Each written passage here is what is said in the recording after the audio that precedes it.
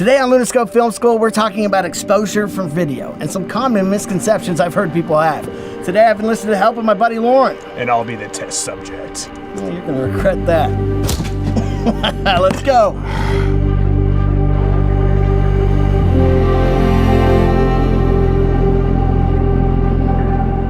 When I started out learning about video, everybody wanted to talk to me about the exposure pyramid, which consists of ISO, shutter speed, and f-stop. But to me, that's more for photography than it is for video.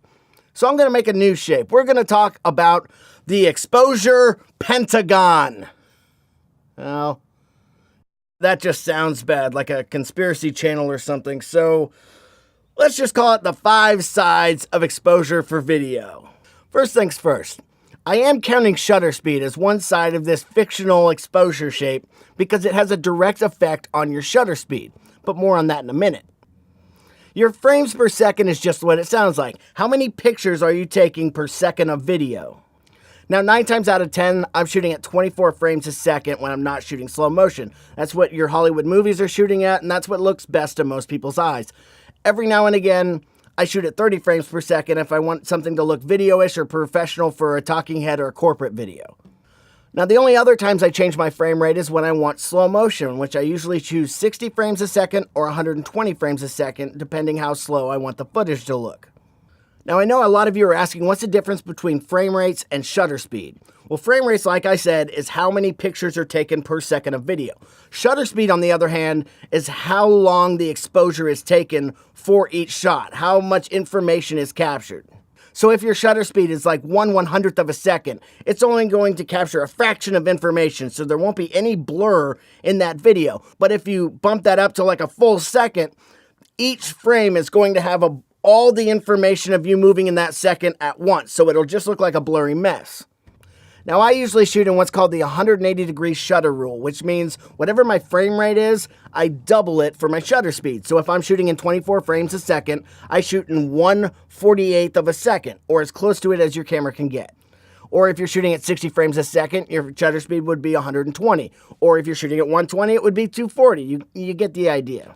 And that just gives you the nice, creamy motion blur that you see in almost every video. So for exposure reasons, I almost never touch my shutter speed. It always stays at that 180 degrees, unless I want a specific effect.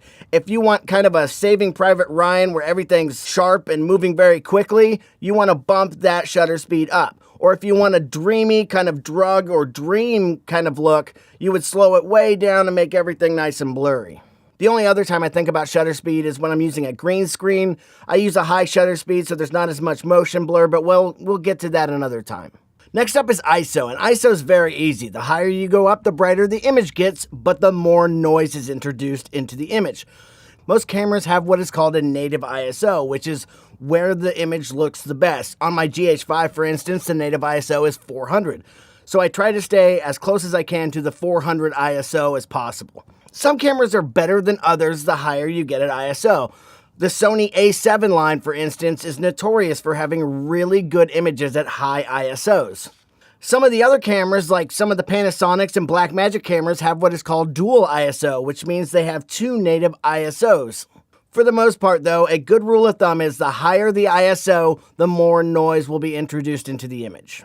My favorite exposure tool is the Aperture, or the f-stop. When you see a lens, say it's an f2.8 lens, that's telling you how wide open the lens can go. The wider the aperture, the more light it lets in. The smaller, the less light. I mean, it's pretty obvious, right? But the coolest part about the aperture is it's what controls the depth of field in your image, meaning you can isolate your subject and get more blur on the background. Now, even though a lot of people call it blurry background, it's actually called bokeh. Now, with Lauren standing there, look at the C-stands in the background. The lower the f-stop, the bigger the hole, the more blurry the C-stands will be. The higher the number, the smaller the hole, and everything is pretty much in focus. And aperture is not the only thing that affects bokeh. Your sensor size and how long your lens is are also things that will affect this. But we'll talk about that more when we talk about lenses. Now, I know what you're thinking. It's a sunny day. I want maximum depth of field. I have the shutter speed at 1/50th of a second, and I have the ISO as low as I can get it, but the picture is still blown out. What do? That's when we get to neutral density filters, or ND filters as most people call them. ND filters are just basically sunglasses for your camera. They come in many different darknesses, so you can get your exposure and keep the aesthetics exactly where you want them. Now, ND filters can either be screwed onto the front of your lens. Some people who have matte boxes drop a sheet of ND in front of their lens there.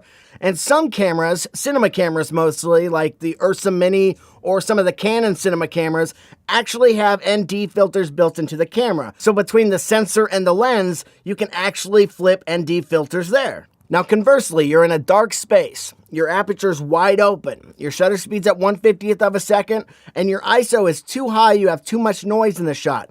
What do you do now? Well, that is what lighting is for. That's the only way to make it look right, is to add lights to your scene. This is why you see so many lights on a film set. Now, I know this all sounds daunting, but if you just get out there and shoot, it becomes second nature. What you don't want to do is have your camera on auto settings, because the only thing the camera is trying to do at that point is exposing for light. It's not trying to figure out motion blur. It's not trying to figure out depth of field. All it's trying to figure out is the light exposed correctly? This is why manual's the way to go. You have ultimate control over everything about your image. Now, I know I've given you a lot of information, but it's really not that complicated. Now, if you do have any questions on exposure, go ahead and leave them in the comments below. If you like what you've seen so far, go ahead and hit the subscriptions button. Now, my mom was asking me, because she's not very YouTube savvy, if I hit the subscription button, does that mean I'll be updated every time you post a new video? Not exactly. You have to hit the little bell icon, so if you want to be notified, hit the bell icon. Now, if you just like this video, just hit that like button. It's, not going to hurt anything.